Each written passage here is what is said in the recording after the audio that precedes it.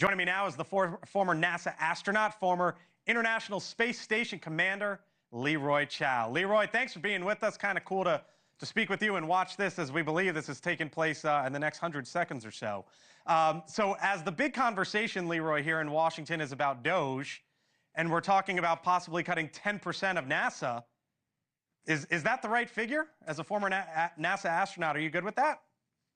Well, I'll tell you what, NASA, like just about every other large organization, has its fair share of bureaucracy and inefficiency. The NASA of today is nothing like the NASA during the Apollo days or even during the shuttle days. And so, yes, is there fat to be cut out? Of course there is.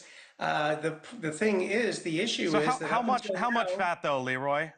Because is it 1%, 5%, 10%? If this is not the NASA of old, what do we need to do?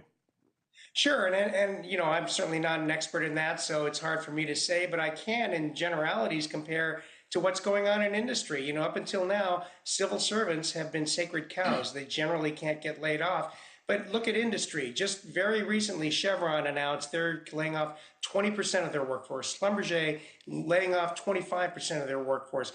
Southwest Airlines laying off 15% of their workforce. Right. Blue Origin, SpaceX's competitor, announced very recently they're losing 10% Bezos of their just work. did it. Yep. Yeah, and so losing 10% of NASA, that seems right in family there. I mean, of course, it's terrible when people lose their jobs. It's terrible for them, their families. You got to feel for these people. But at the same time, there's definitely fat in the federal government. I don't think anyone would argue with that. What would it do to the communities? Right? What would it do to the communities? Because I'm looking at Florida economic impact, 35,000 jobs supported. Texas, 39,000 jobs supported. Sure. Well, you know what? This would be actually a smaller blow than the end of the shuttle program back in 2011. I mean, so many people were laid off down in Florida at the Cape, and some folks here in Houston at the Johnson Space Center and other centers. So this is, but all those people, the difference is all those people who were laid off back then were contractors. They weren't civil servants. Civil servants have always been a sacred cow up until now. And the question needs to be asked is, why have they been, sacred cows? Right. So it's interesting to talk to you right now and watch this launch take place here in 10 seconds, because it really does kind of show the moment that we're in right now. We're talking about a SpaceX launch right now, and not something involving NASA.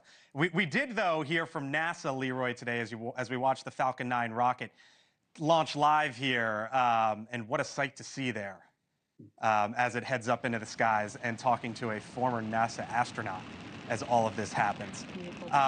What about from NASA, though, Leroy, today, that there is an asteroid that could hit in 2032, and they've now bumped it up to a 3% chance?